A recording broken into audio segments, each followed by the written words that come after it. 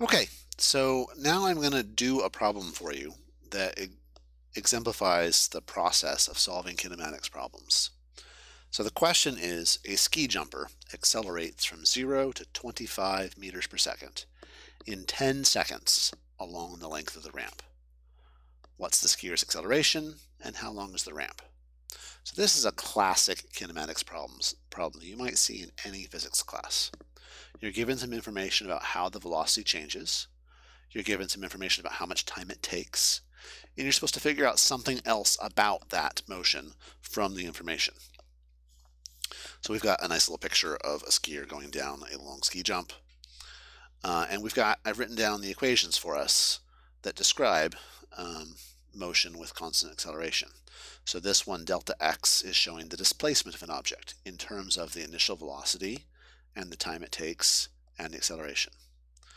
This one shows the velocity. The final velocity is the initial velocity plus the acceleration times time. This one has the final velocity squared and the initial velocity squared. It's got the acceleration and the displacement, how far it travels. This one's got the average velocity. That bar above the V stands for average. So average velocity is the sum of the initial and the final velocity divided by 2. Importantly, that is only true if the acceleration is constant, which it is in all of the examples we'll be doing in this class. And then it's also true that the average velocity is equal to the displacement divided by the amount of time it takes. Okay, so we're going to be using these equations, and maybe more than one of them, to figure out this question. And what we want to do is we want to figure out, okay, given what we know, how do we get to the thing that we don't know? So the first thing we want is, what's the skier's acceleration? We're trying to find acceleration, so that's the thing we don't know. Acceleration equals what?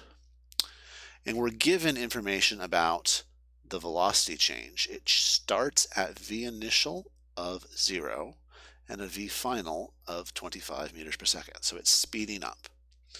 And we're given a time, that's the delta t, how much time it takes. So we're trying to find acceleration. We know vi is 0. We know vf is 25 meters per second.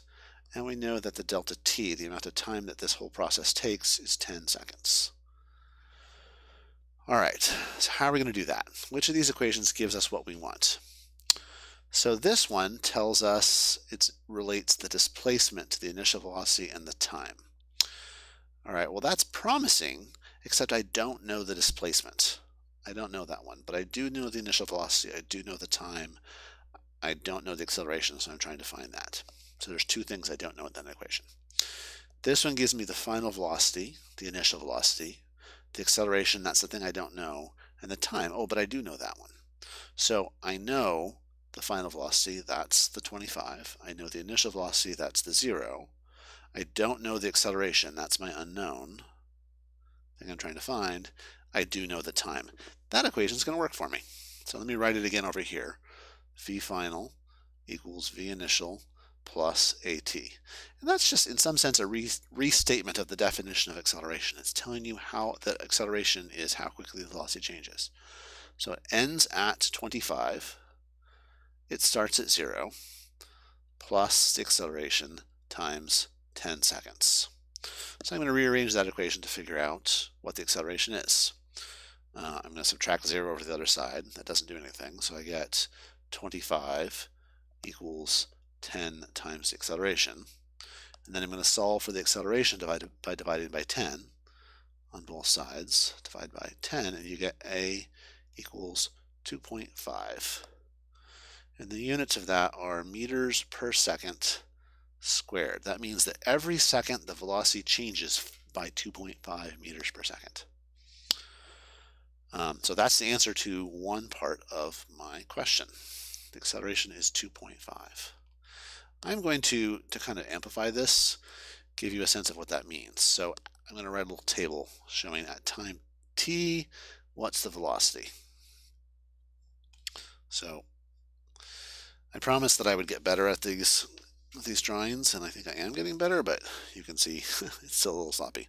So At time t, the velocity is 0. At time 1, the velocity is 2.5 because it's increased from 0 to 2.5. At time 2 seconds, the velocity is now 5 because it's increased by another 2.5. At time 3, it's now 7.5 meters per second.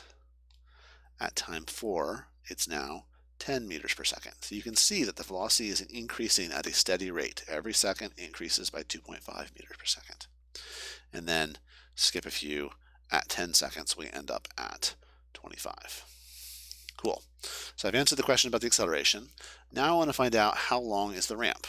So how long is the ramp? Well, how long is the ramp? That means I want to know how far it's traveled while the skier is falling down the ramp. That's a distance traveled or a displacement. That's the thing I want to find. Delta x equals what? All right, now I'm going to go back over these equations and see if there's one that I can use to figure it out. Well, I don't really know what the average velocity was. This is promising because it's got the final velocity, the initial velocity, the acceleration. I know what the acceleration is now, and the displacement. That's something I'm trying to find. That's good. This one also works. Displacement, initial velocity, time, that's the 10 seconds. Acceleration, I know that, that's 2.5. I'm going to go ahead and use this one because it will give me the displacement. So displacement is initial velocity times time plus 1/2 at squared. So let me fill in the information that I have. The initial velocity is 0. The time is 10 seconds plus 1/2. The acceleration is 2.5. And the time is 10. And that gets squared. So expanding that out to figure out what the displacement is, I get 0 plus 1/2 times 2.5 is 1.25, and 10 squared is 100. That gives me 125 meters as my displacement. So that is my other answer. Let me switch to the black so it matches the other one. That is my displacement. So that's really interesting. Falling down this ramp, the ski jumper, it takes 10 seconds to fall. They get from 0 to 25 meters per second, and the total distance fallen is 125 meters. To be honest, that sounds like a pretty terrifying fall to me, and I don't know off the top of my head whether these are realistic numbers, but that is a pretty interesting result. So again, the process, we looked at the information that we know, the information that we don't know. We looked at the list of equations and found one or two that allowed us to determine the thing that we don't know by using the information that we do.